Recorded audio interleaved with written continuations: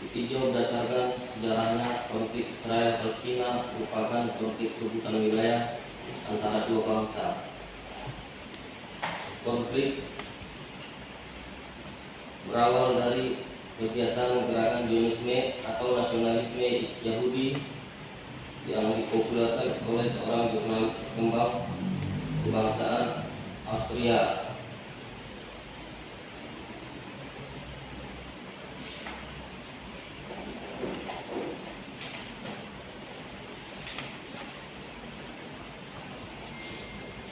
Bernama Theodor Herzl, mulai marak di kawasan Eropa sebelum tahun 1922. Gerakan ini menyebabkan terjadinya perpindahan masyarakat Yahudi dari Eropa ke kawasan Timur Tengah.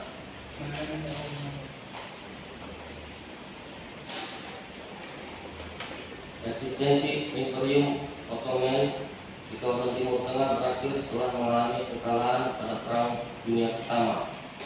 Kekalahan Ottoman tidak hanya disebabkan oleh Inggris dan Prancis, melainkan juga oleh bangsa Arab sendiri yang berada di bawah kekuasaan Ottoman. Bangsa Arab memberontak kepada Imperium Ottoman karena janji Inggris untuk membantu terbentuknya sebuah pemerintahan Arab yang independen apabila mau melawan Ottoman.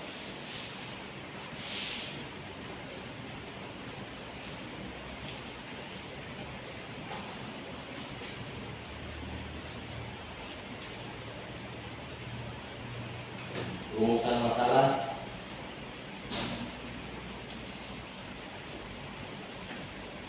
Tiap surat kabar mempunyai cara pandang tersendiri dalam melihat 1-2. Rumusan masalah. Tiap surat kabar mempunyai cara pandang tersendiri dalam melihat berbagai masalah ataupun peristiwa yang terjadi di tengah-tengah masyarakat. Demikian pula halnya dengan surat kabar Kompas dan media Indonesia.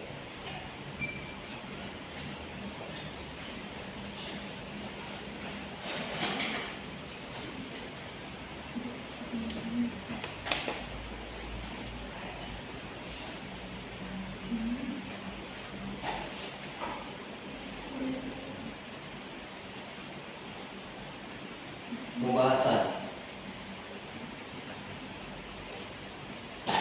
sejarah panjang konflik Israel-Palestina. Konflik ini telah terjadi lebih dari 100 tahun, tepat pada tanggal 2 November 1917.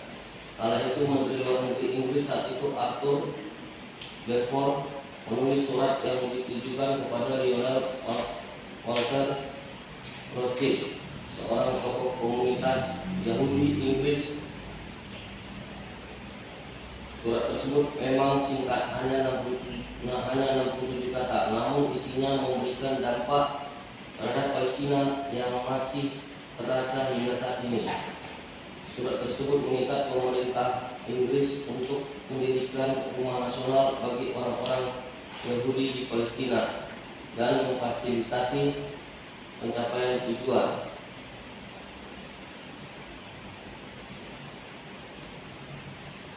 Meningkatnya kekerasan, meningkatnya ketegangan akhirnya menyebabkan pemberontakan Arab. Pembahasan dalam meningkatnya kekerasan, meningkatnya ketegangan akhirnya menyebabkan pemberontakan Arab. Ini berlangsung dari tahun 1936 hingga 1939. Pada April 1936, Komite Nasional Arab yang baru dibentuk meminta warga Palestina untuk melancarkan pemupukan umum. Ini menahan pembayaran pajak dan memboikot produk-produk Yahudi untuk memprotes kolonialisme Inggris dan meningkatnya imigrasi Yahudi. Pemupukan selama 6 bulan tersebut ditindas secara brutal oleh Inggris yang melancarkan kampanye penangkapan massal dan melakukan penghancuran rumah. Hal itu menjadi sebuah praktik yang terus diterapkan Israel terhadap warga Palestina hingga saat ini. Fase kedua pemberontakan dimulai pada akhir 1937. Ini dipimpin oleh Gerakan Perlawanan Petani Palestina. yang menargetkan kekuatan Inggris dan kolonialisme pada paruh kedua tahun 1939. Inggris telah mengerahkan 30.000 tentara di Palestina. Desa-desa dibom melalui udara, jam malam diberlakukan, rumah-rumah dihancurkan, dan penahanan administratif serta pembunuhan massal tersebar luas. Bersama dengan itu, Inggris berkolaborasi dengan komunitas pemukiman Yahudi dan membentuk kelompok bersenjata dan pasukan kontra pemberontakan yang terdiri dari para pejuang Yahudi bernama pasukan malam, khusus yang dipimpin Inggris.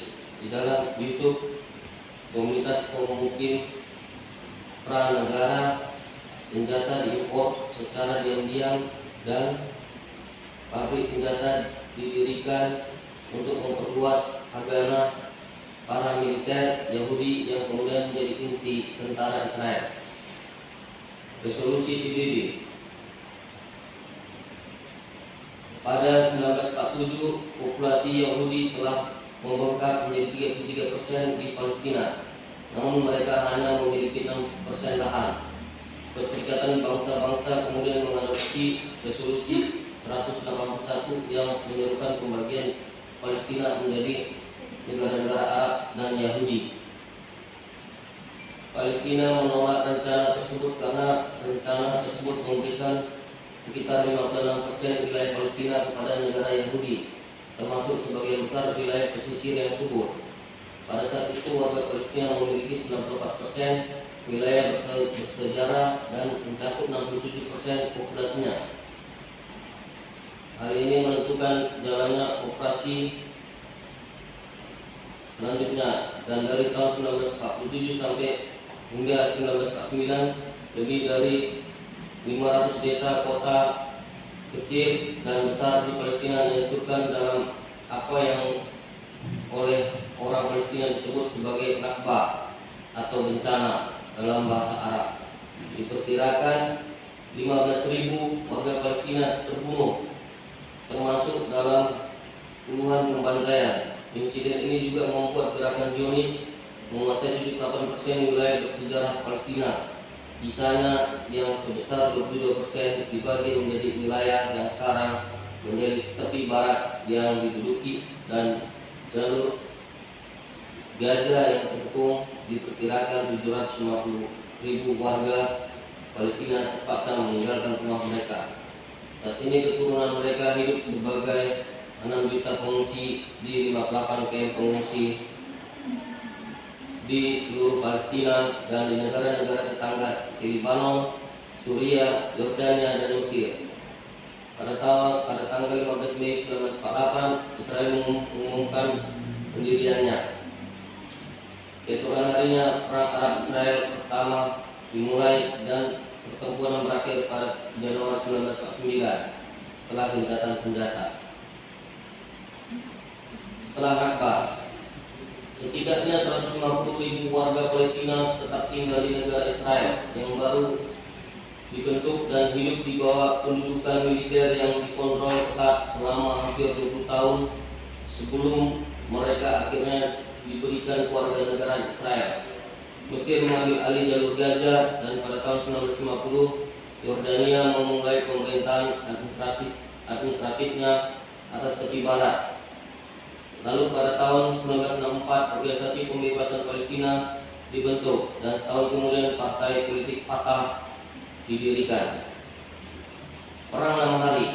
Pada 5 Juni 1967 Israel menduduki sisa wilayah bersejarah Palestina termasuk jalur Gaza tepi barat, Yerusalem Timur, dataran tinggi Golan Suriah, dan semenanjung Sinai Mesir selama perang 6 hari melawan koalisi tentara Arab.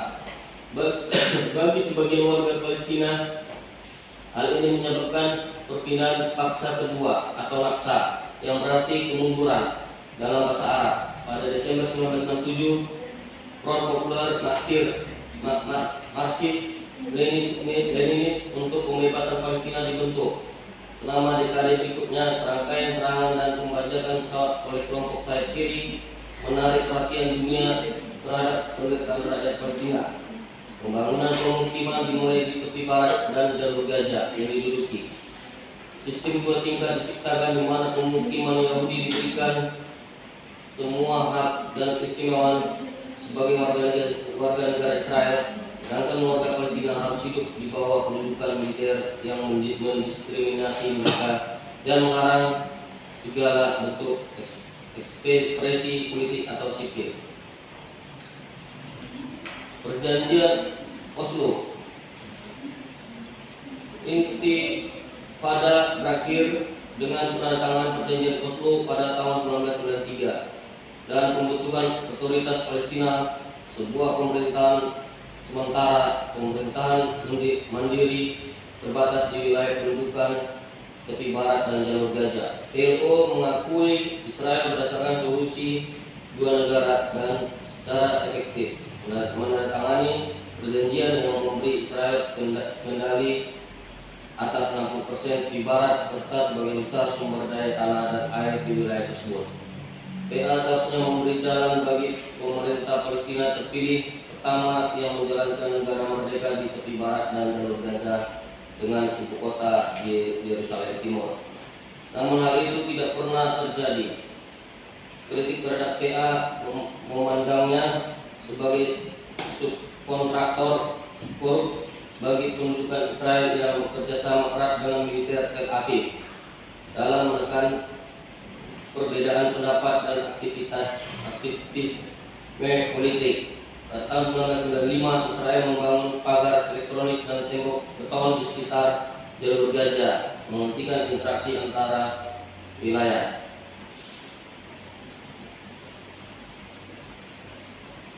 Perang saudara. Pemimpin PLO Yasser Arafat meninggal pada tahun 2004. Setahun kemudian Intifada kedua berakhir. Pemukiman Israel di jalur Gaza dibongkar dan tentara Israel serta 9.000 pemukim meninggalkan daerah kantong tersebut. Setahun kemudian warga Palestina memberikan suara dalam pemilihan umum untuk pertama kalinya. Hamas memenangkan mayoritas, namun pecah perang saudara Fatah Hamas yang berlangsung berbulan-bulan dan mengakibatkan kematian ratusan warga Palestina. Hamas mengusir Fatah dari jalur Gaza dan Fatah kembali menguasai sebagian tepi barat. Pada bulan Juni 2007, Israel memberlakukan blokade darat, udara, dan laut di jalur Gaza, menuduh Hamas melakukan terorisme. Serangan Israel ke Gaza. Israel telah melancarkan 4 serangan militer berkepanjangan di Gaza, yakni di tahun 2008, 2012, 2014, dan 2021. Ribuan warga Palestina telah terbunuh, termasuk banyak anak-anak, dan puluhan ribu rumah, sekolah, dan gedung perkantoran telah hancur. Pembangunan kembali hampir mustahil dilakukan karena pengepungan tersebut menghalangi material konstruksi seperti baja dan semen mencapai Gaza. Serangan tahun 2008 melibatkan penggunaan senjata yang dilarang secara internasional seperti gas fosfor. Pada tahun 2014, dalam kurun waktu 50 hari, Israel membunuh lebih dari 2.100 warga Palestina, termasuk 1.462 keluarga sipil dan hampir 500 anak-anak.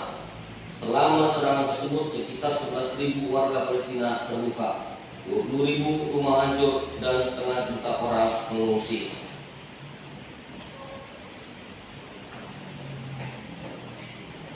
Rumusan masalahnya adalah bagaimana respon Indonesia terhadap konflik Palestina pasca agresi ke jalur Gaza pada tahun 2008. Hasil penelitiannya menunjukkan bahwa pada saat konflik Palestina-Israel tahun 2008, Indonesia banyak memberikan bantuan seperti mencari resolusi perdamaian dan forum-forum internasional, menjalin kerjasama dan komunikasi terhadap PLO dan OKI, hingga aktif dalam berbagai forum multilateral seperti Majelis Umum PBB, Dewan Keamanan PBB, dan Dewan HAM PBB.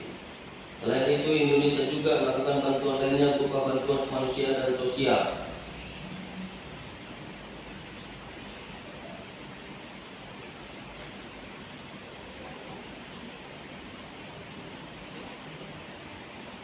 Batasan konsep. Sesuai dengan judul dalam penelitian ini, maka ada beberapa konsep yang diberi batasan sebagai berikut. Implikasi.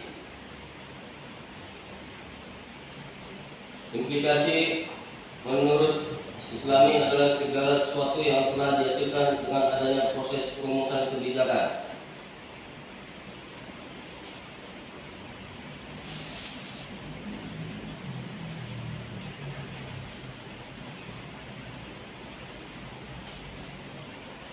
B. Metode penelitian. Jenis penelitian. Jenis penelitian hukum yang digunakan adalah penelitian hukum normatif. Fokus penelitian ini berdasarkan pada peraturan perundang-undangan, khususnya berdasarkan pada piagam PBB dan resolusi Majelis Umum Dewan Keamanan PBB. Data yang digunakan merupakan sekunder sebagai data utama. Sumber data. Data sumber dalam penelitian ini bersumber dari pertama, bahan hukum primer. Bahan hukum primer berupa peraturan perundang-undangan yang berkaitan dengan status Yerusalem dan Dewan Keamanan PBB sebagai berikut. 1. Piagam PBB. Yang kedua, resolusi Majelis Umum PBB tanggal 9 November 1947 perihal pembagian wilayah Palestina. Yang ketiga, resolusi Dewan Keamanan PBB tanggal 21 Mei 1968 perihal larangan untuk melakukan tindakan-tindakan yang berindikasi akan mengubah status Yerusalem. Yang keempat, resolusi Dewan Keamanan PBB tanggal 22 November 1967 perihal menarikan pasukan dari wilayah pendudukan yang dikuasai pada perang 1967. Yang kelima, resolusi Dewan Keamanan PBB tanggal 20 Agustus 1980 perihal larangan membuat undang-undang yang menyatakan perubahan status Yerusalem. Yang keenam, resolusi Dewan Keamanan PBB yang dikeluarkan tanggal 30 Juni tahun 1980 perihal PBB tidak mengakui Yerusalem sebagai ibu kota Israel. Yang ketujuh, resolusi Dewan Keamanan PBB tanggal 12 Maret 2002 perihal situasi di Timur Tengah termasuk pertanian warga negara Palestina. Yang kedelapan, resolusi Majelis Umum PBB tanggal 30 November tahun 2017 perihal Yerusalem. Yang kesembilan, resolusi Majelis Umum PBB tanggal 4 Juli 1967 perihal larangan melakukan tindakan yang dapat merubah status Yerusalem. Bahan-bahan sekunder. Bahan-bahan hukum sekunder merupakan pendapat hukum yang diperoleh melalui buku, jurnal, hasil penelitian, surat kabar, internet, dan fakta hukum.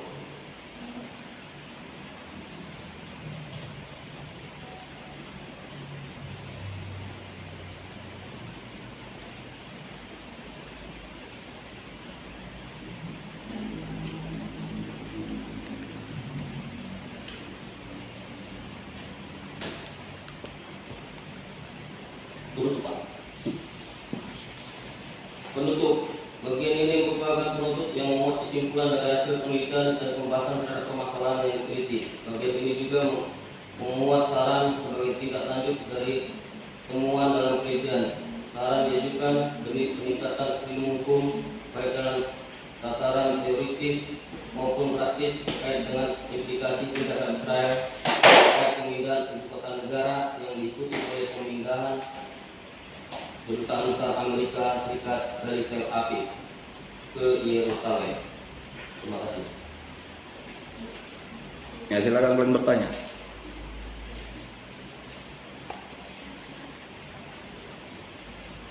Ya, silakan satu-satu. Silakan. Perkenalkan, nama saya Putri Wulia Lubis. Izin bertanya, apakah tidak ada bukti sejarah yang menjadi bukti kuat bahwa wilayah Palestina bukanlah wilayah Israel? Padahal Palestina sempat muncul di peta, namun sekarang kan dihapus. Nah, jika ada bukti bahwa Palestina adalah wilayah asli milik Palestina, mengapa belum juga dianggap kemerdekaan?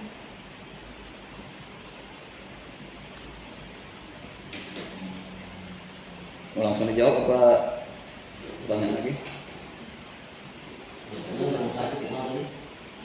Apakah tidak ada bukti sejarah yang menjadi bukti kuat bahwa wilayah Palestina itu bukanlah milik Israel? Nah, kan Palestina itu sempat muncul sebelumnya di peta, sekarang telah hilang. Kalau memang ada bukti bahwa Palestina adalah milik asli Palestina, mengapa kemerdekaan itu belum juga diakui sampai sekarang? Bahwa Palestina milik orang Palestina itu. Ada dua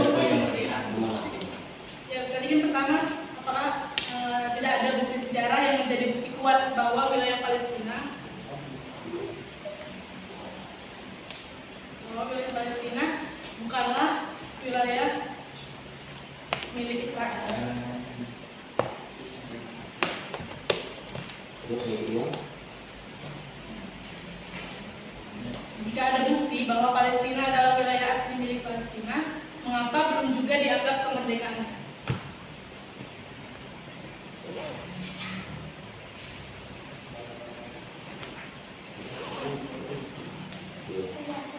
ya, Elsa.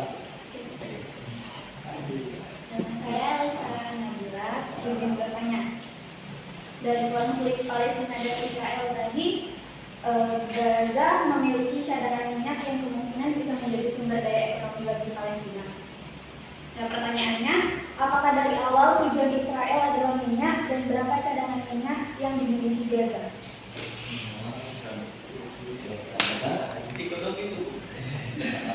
Apakah dari awal tujuan Israel adalah minyak dan berapa cadangan minyak yang dimiliki Gaza?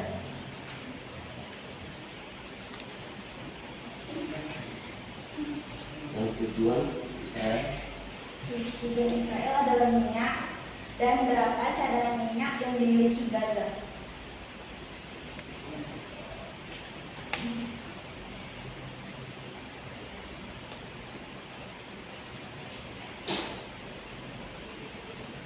di Palestina gitu ya. Cadangan minyak yang dimiliki Palestina gitu. Gaza.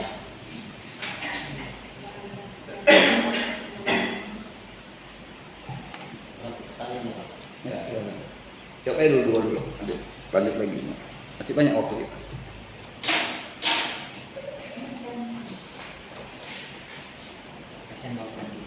Jawab dulu. Jawab.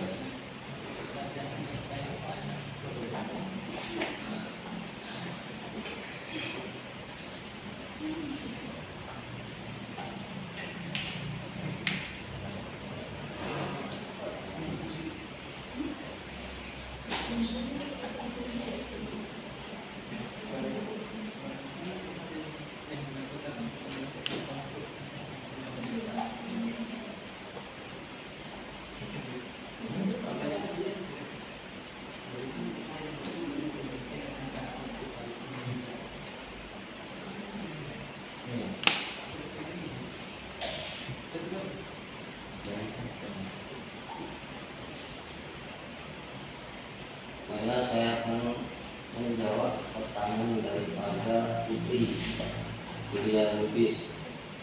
Jadi, apakah tidak ada bukti sejarah wilayah Palestina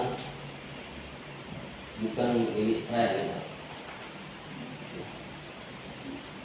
Jadi ditinjau berdasarkan sejarahnya konflik Israel Palestina itu merupakan perebutan wilayah antar dua bangsa. Konflik berawal ketika gerakan Zionisme atau nasionalisme Yahudi dan pada Perang Dunia Pertama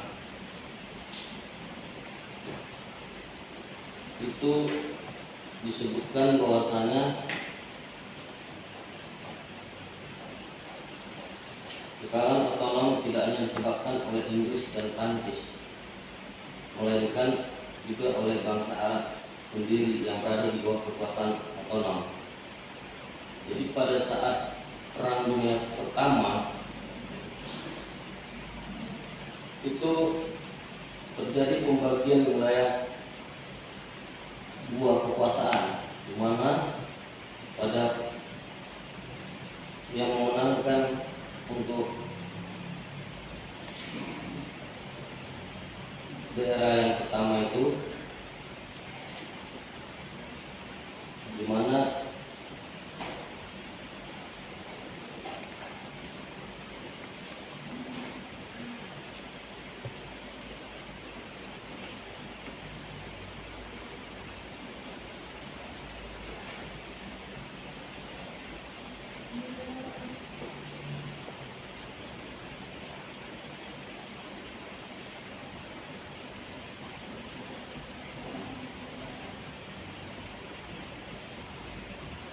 Inggris itu wilayahnya tercakup dalam Yordania, Irak, dan sebagian wilayah Alfa, sedangkan Prancis mendapatkan wilayah Turki, Irak, bagian utara Suriah dan Lebanon. Jadi karena adanya sejak Perang Dunia Pertama ini, maka untuk memerdekakan wilayah itu yang pertama itu adalah Israel. Itu di tahun 19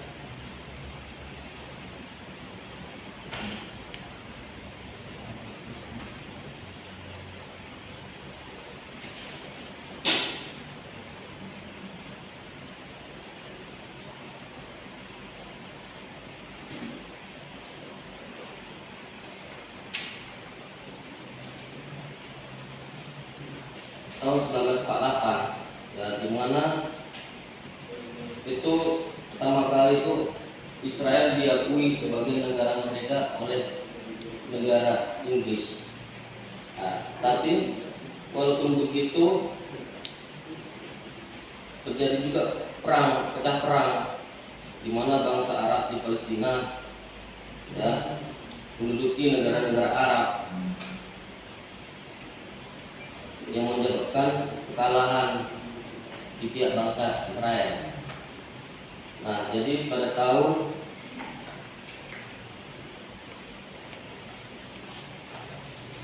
1988 disitulah merdekanya diakui negara Palestina.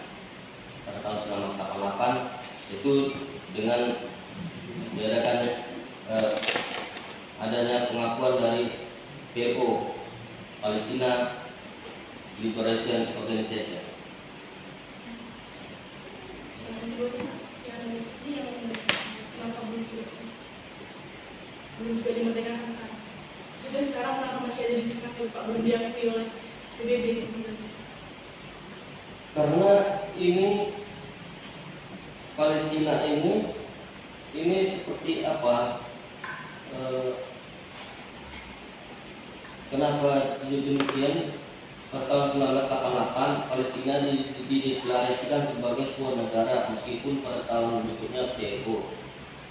Karena status Palestina sebagai negara yang berdaulat belum diakui secara internasional. Jadi Palestina itu termasuk belum diakui secara internasional, masih negara yang berdaulat. Artinya masih sempit begitu. Jadi belum penuh dia sebagai negara yang berdaulat, masih jajahan daripada Inggris. Sementara Israel sudah negara yang merdeka yang berdaulat yang diakui oleh Inggris, Prancis. Nah, jadi negara-negara Eropa mengakui bahwasanya Israel itu adalah negara yang memegang berdaulat. Sementara Palestina belum, karena belum diakui oleh Inggris, masih di bawah naungan Inggris lah Palestina itu. Apakah sudah jelas? Pak, kalau bingung. Tapi tadi Pak, sebenarnya Pak, tadi sudah Bapak katakan bahwa Palestina itu tadi sempat sudah dimerdekakan ya Pak sebelumnya? Dia merdeka tapi belum mutlak, belum, masih pakai syarat karena dia di bawah naungan Inggris. Nah, itu masih dikuasai oleh Inggris, jadi belum status negara yang resmi merdeka gitu. Udah puas? Terima kasih. Ngerti apa bingung? Nah, kalau bingung kan saya jelaskan. Jelasin dikit Pak. Nah, apa tadi pertanyaan pertama? Apakah tidak ada bukti sejarah yang menjadi bukti kuat bahwa Palestina itu bukanlah wilayah Israel? Bukti sejarahnya saya udah pernah jelaskan. Pada masa Turki Utsmani Abdul Hamid II, bahwa dari dulu itu wilayah itu adalah Palestina. Bahkan saat Yahudi datang ke Sultan Abdul Hamid itu diusir. Berapapun yang diminta Sultan Abdul Hamid diberikan oleh Yahudi hanya untuk memberi sepetak wilayah Palestina. Mereka hanya minta sepetak. Apa kata Sultan Abdul Hamid? Kalau kami beri sepetak, hari ini kalian bilang sepetak, setahun kemudian jadi 2 petak, terus sampai semua wilayah Palestina kalian kuasai. Kalau bukti sejarah bahwa dari dulunya itu memang wilayah Palestina. Ya, kenapa di map Palestina sudah tidak ada? Map itu adalah buatan Israel. Ya, itu bukan buatan Amerika, Israel. Ya, jadi negara-negara yang ingin dikuasainya pasti dihapuskan ya, supaya untuk mendapat pengakuan. Makanya di beberapa Timur Tengah udah punya map sendiri, bahkan Cina sudah punya map sendiri, nggak pakai map yang kita pakai sekarang. Ya, jadi itu dia. Kalau dari dulunya memang dia itu punya Palestina yang dikuasai oleh Sultan Abdul Hamid II. Pada Sultan Abdul Hamid II meninggal, kerajaan Turki Utsmani runtuh, dipegang oleh ateis. Jadi wilayah-wilayah Turki Utsmani pada lepas diambil oleh Inggris lah. Wilayah Palestina ini dikuasai oleh Inggris. Yang Israel udah lama minta sama Amerika untuk diletakkan di Palestina, karena Inggris pun koalisi dengan Amerika, maka disitulah Inggris yang meletakkan pertama kalinya. Tadi pun udah dijawab sebenarnya waktu pembacaan materi awal, cuman kok waktu menjawab kok nggak dapat materi yang dibacakan tadi, ya kan? Karena udah ada tadi jawabannya. Ya, pertanyaan keduanya? Tadi kalau udah ada bukti itu milik asli Palestina, mengapa belum dipidanakan? Itu yang seperti juga sudah pernah saya sampaikan. Ya, 186 negara merdeka dunia sudah mengakui Palestina. Ya. Kenapa belum diakui sampai sekarang? Karena memang negara adik kuasa masih dikuasai oleh Amerika. Jadi apapun yang terjadi, keputusan PBB itu nggak bisa sepenuhnya bertolak belakang dari Amerika. Pada kita lihat sidang-sidang akhir-akhir ini itu selalu ada pro kontra, sidang-sidang PBB, ya kan? Jadi bagaimana memang tidak diakui, itu diakui sama 186 negara sudah diakui. Seharusnya PBB sudah menjatuhkan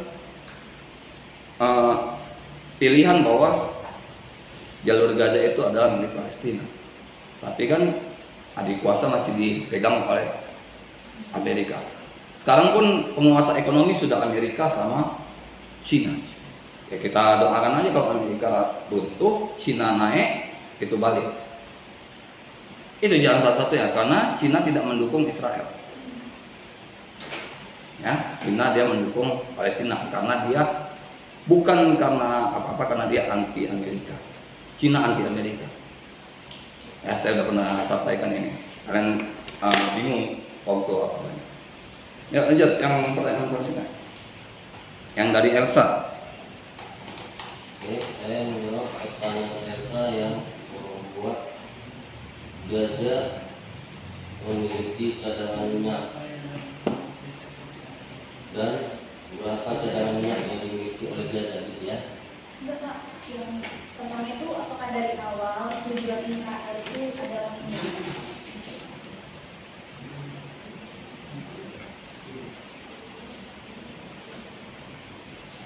Tujuan Israel menguasai gajah, gitu. Kan tadi kan materinya konflik dari Palestina dan Israel, Gaza memiliki cadangan minyak yang kemungkinan bisa menjadi sumber daya ekonomi bagi Palestina. Jadi pertanyaannya, apakah dari awal tujuan Israel adalah minyak dan berapa cadangan minyak yang dimiliki Gaza?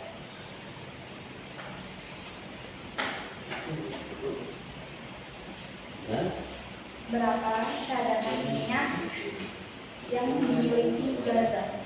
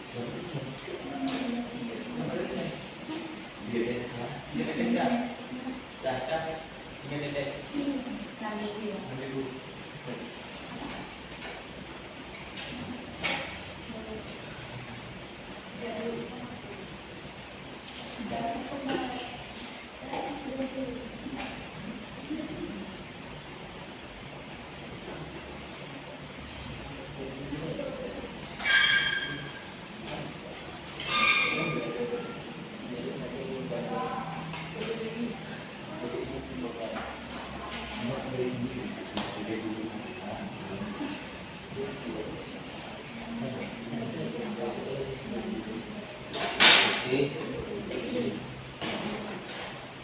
Pertanyaan dari Elsa. Yang pertama, tujuan Israel menguasai Gaza, gitu ya. Tujuan Israel adalah minyak. Ya, bukan Gaza. Ada juga, Pak. Mesti cari. Semangat ya.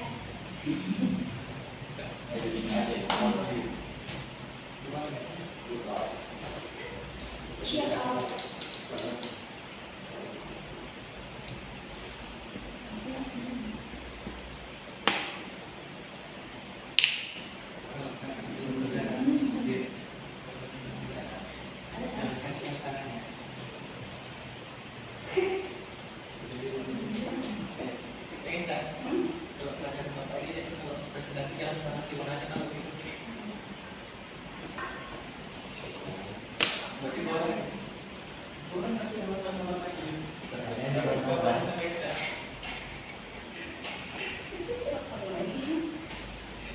Jadi begini.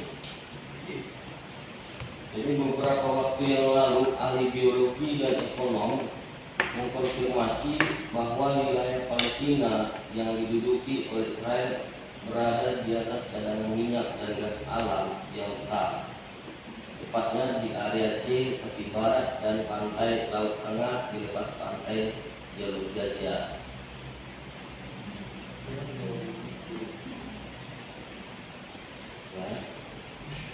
Pertemuan baru gas alam di cekungan Lepan diperkirakan mencapai 3,4 triliun meter kubik, sementara minyak yang dapat dipulihkan diperkirakan sekitar 270 miliar liter.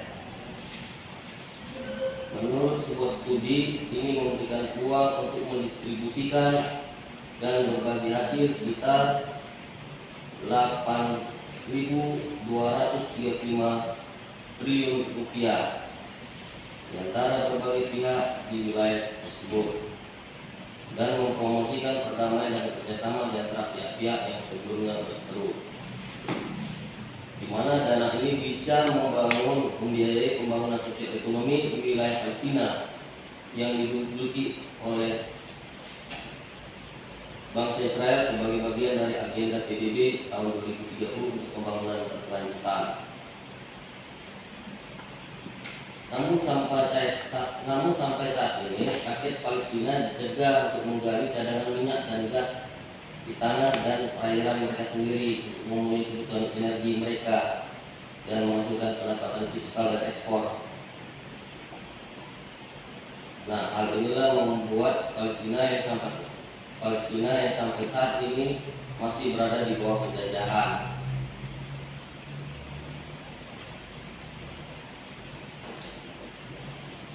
Dalam sejumlah resolusi PBB,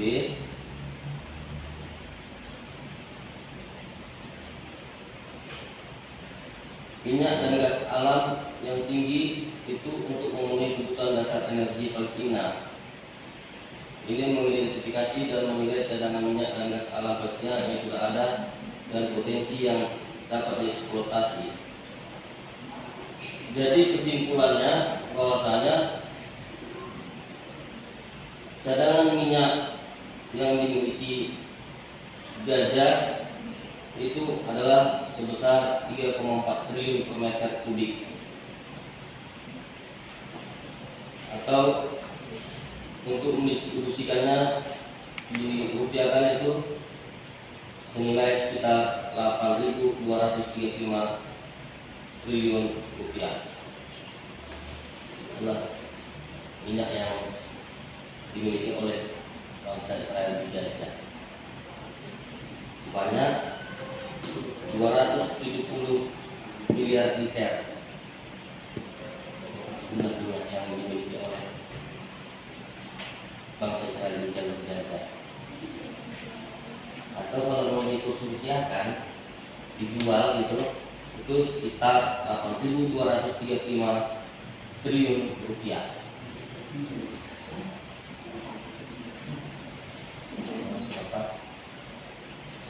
Jadi itu yang berapa cadangan minyak yang dimiliki Gaza?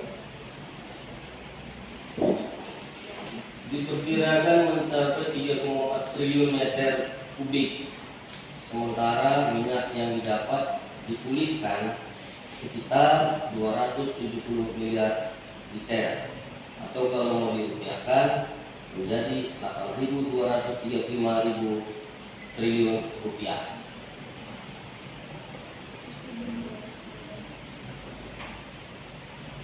Kalau sudah cukup jelas, Mbak Reza?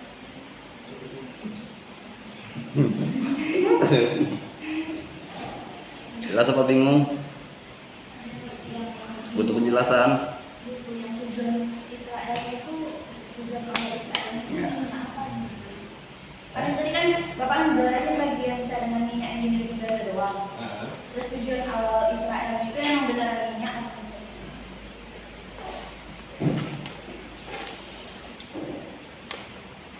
Jadi tujuan awal itu Israel itu bukan hanya minyak tapi termasuk gas juga. Jadi minyak dan gas.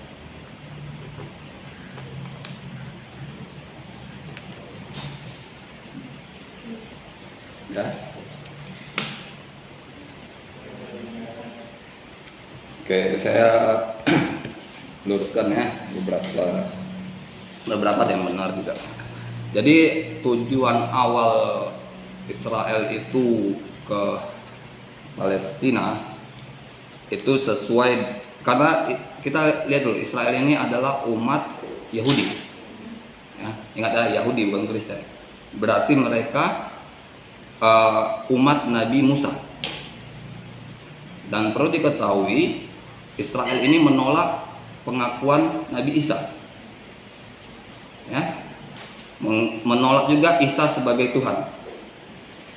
Bahwa mereka meyakini bahwa Nabi terakhir itu ya Musa. Nah, jadi apa tujuan utama Israel masuk ke tanah Palestina? Saya sudah pernah jelaskan waktu itu ada warga Palestina, warga Israel yang tinggal di wilayah jalur Gaza. Apa dibilangnya? Nenek moyang kami, Rabi Yahudi yang bilang, nenek moyang kami dulu kemari karena kami ditolak di Eropa. Karena mereka pertama mau masuk ke Spanyol. Ya, Spanyol saat itu dipegang oleh Andalusia, kerajaan Islam terbesar di Spanyol. Ya, ditolak, dia nggak diterima di mana-mana. Makanya dia diletakkan di Palestina oleh Inggris. Ya, itulah peletakan pertama. Kenapa mereka memilih Palestina juga? Karena di kitab Taurat, mereka kitabnya Taurat, itu memang jalur Gaza itu wilayah yang dijanjikan untuk umat Yahudi. Ya, itu wilayah-wilayah yang dijanjikan, yang dibenarkan dalam kitab Taurat. Kalian boleh lihat kitab Taurat pun, kalian boleh lihat, nggak ada masalah itu. Ya, untuk menambah pembendaharaan sejarah kita. Jadi tujuan pertamanya bukan itu, bukan minyak. Ya, tujuan utamanya mereka datang ingin punya status duduk. Pertama pun tujuan mereka bukan negara. Mereka duduk aja di tanah yang memang asal usul nenek moyang mereka. Itulah Nabi Musa tadi. Nabi Musa hidup di jalur gajah. Makanya mereka mau di situ. Ya, makanya saya pernah bilang bahwa Masjidil Aqsa itu ada 3 tempat ibadah suci. Ya, umat Yahudi, Nasrani, dan umat Islam. Itu memang ada 3-3 di situ. Ya, jadi tujuan pertamanya itu bukan minyak.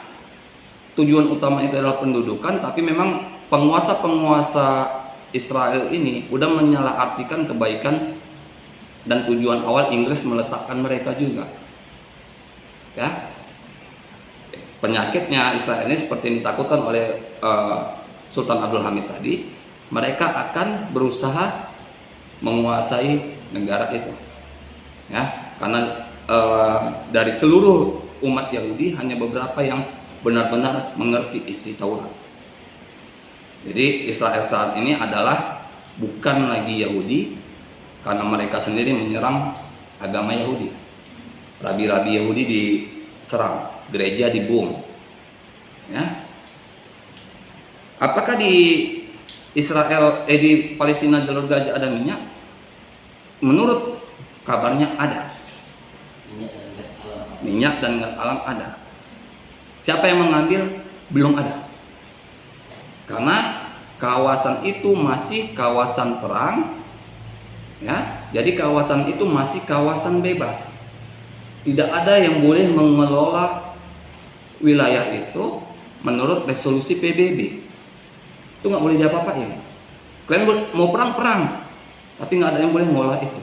Makanya sampai sekarang kalau memang di situ banyak minyak atau gas yang bisa diolah, kenapa Israel masih pakai punya Rusia sama Qatar? Ya kan? Karena memang nggak bisa diapa-apai, zona bebas. Jadi nanti di hukum internasional kita bahas ada namanya zona bebas. Jadi dari zona perang itu ada zona bebas. Zona bebas itu ini bukan dari pihak A, ini bukan dari pihak B. Ya, jadi di sini bebas. Siapapun yang mengelola ini sebenarnya bisa. Tapi kalau dalam masa perang yang masih dalam kontak senjata, ini memang betul-betul dibebaskan. Nggak ada yang boleh menyentuhnya. Ya, jadi berapa cadangan minyak yang ada? Yang kalau dari internet itu yang kita lihat itu hanya perkiraan. Dari mana? Para ahli geologi pastinya punya perhitungan sendiri. Ya, mereka nggak perlu ngecek ke dalam. Mereka hanya perlu berapa luas wilayah dan berapa kira-kira kedalaman tanah di situ. Perkiraan. Tapi kedalaman tanah pun masih bisa diukur. Ya, zona bebas, zona aman itu masih boleh peneliti masuk. Yang nggak boleh mengelola. Kalau mau meneliti itu masih boleh. Jadi cadangan minyak sama sekali yang di jalur gajah itu tidak bisa dipergunakan karena masih zona bebas PBB. Nggak ada yang boleh. Siapa yang mau apa? Ya, peralatan penyulingan minyak bukan kecil. Peralatan penyulingan gas bukan kecil. Kalian boleh lihat penyulingan gas di Rusia, yang untuk ekspor. Penyulingan minyak di Qatar, ya. Alatnya itu besar untuk ampun. Bisa mungkin 100 meter kubik bisa. Untuk didudukkan, untuk dipaku bumi, ya. Nanti udah didudukkan di paku bumi yang mesinnya ratusan miliar atau triliun, kena rudal sama aja. Itu apa? Ya kan? Jadi kerugian, makanya orang tuh nggak ada yang mau. Jadi sekarang masih berfokus dengan gas dari Rusia dan minyak dari Qatar, serta beberapa negara lainnya. Tapi yang utamanya itu yang penghasil besarnya. Ya, silakan kalau ada pertanyaan selanjutnya.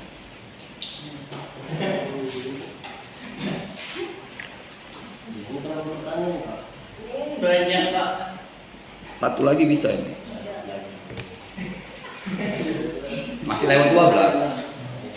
Baik, saya Dirga Rizalfi yang bertanya, apakah hukum asasi manusia masih berlaku? Itu kan Israel bukan yang menyerang tentara Palestina, tapi juga menyerang penduduk sipilnya. Apakah HAM itu tidak berlaku? Dan kalau belum berlaku, kenapa Israel tidak diberikan sanksi?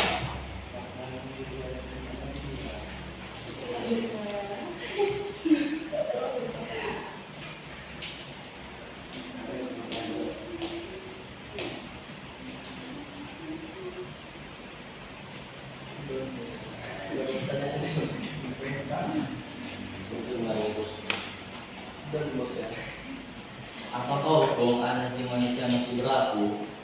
Kan tentara Israel bukan hanya menyerang tentara Palestina, tapi juga mengebom penduduk sipil anak-anak. Dan walaupun berlaku HAM itu, mengapa Israel tidak diberikan sanksi? Jadi begini, mengapa Israel tidak diberikan sanksi? Meski menjajah atau membunuh puluhan orang.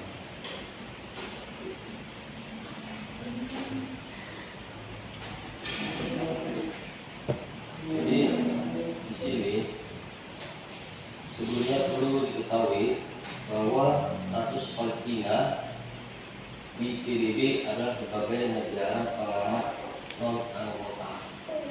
Ya. Sedangkan Israel menjadi anggota tetap PBB sejak tahun 1949. Jadi Palestina itu negara berdaulat, belum negara penuh yang diakui oleh bangsa-bangsa Eropa. Jadi yang mengakui itu negara Israel sebagai negara merdeka, negara yang berdaulat, itu karena diakui oleh 188 negara di Eropa.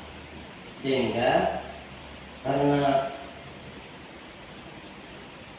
Palestina itu di badan PBB itu dianggap sebagai negara pengamat non anggota, sedangkan Israel telah menjadi anggota PBB sejak tahun 1949. Dalam hal ini, anggapan PBB itu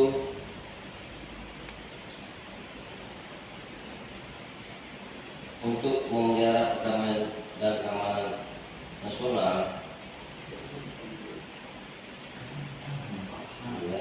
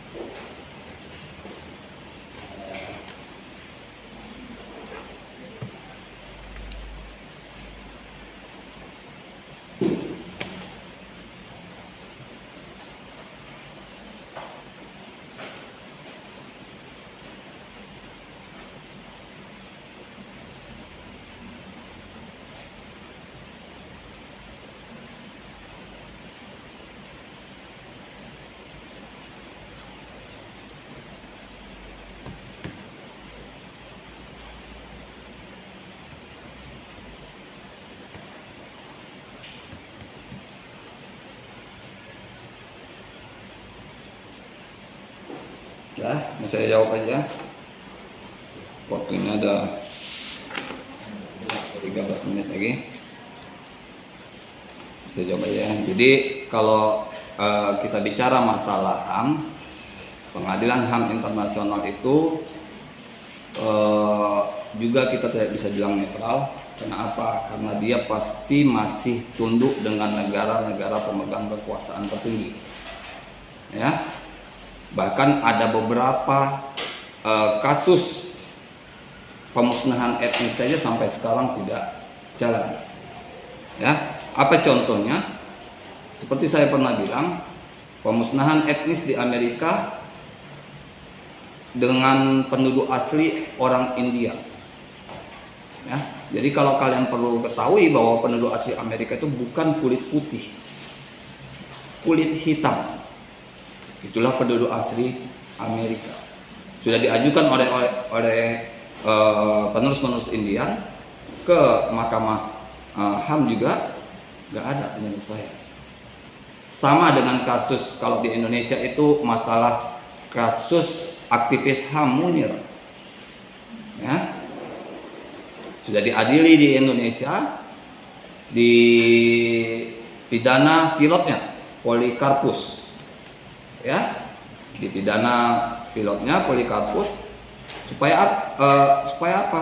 Tapi ini dengan dipidana Polikarpus tidak juga membuktikan siapa yang membunuh Munir. Masalah semalam itu dalam penyelidikan terjadi karena apa?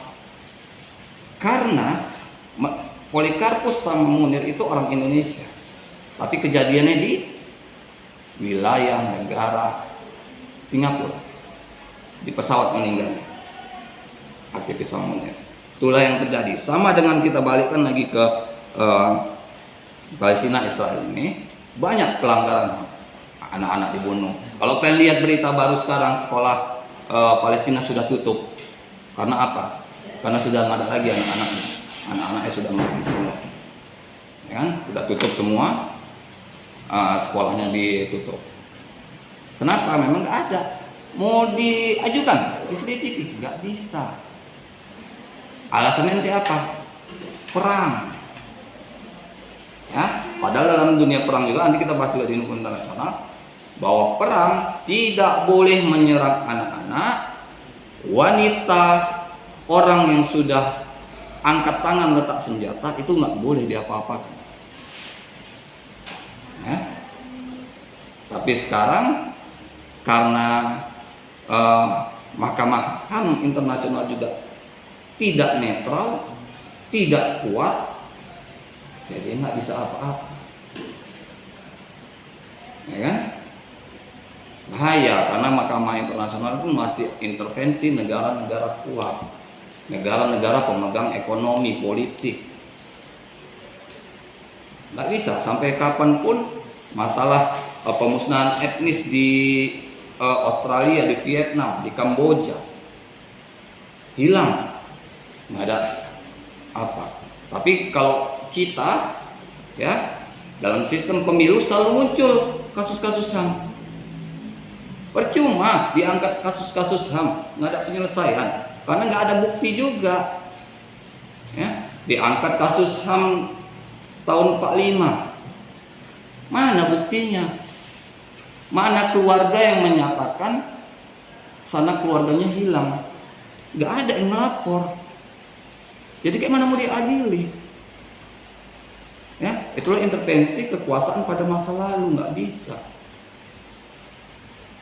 Ya. Memang dimanapun, ya, kebanyakan, saya bilang nggak semua ya, kebanyakan sistem peradilan itu pun masih ada kekuatan negara-negara di dalamnya.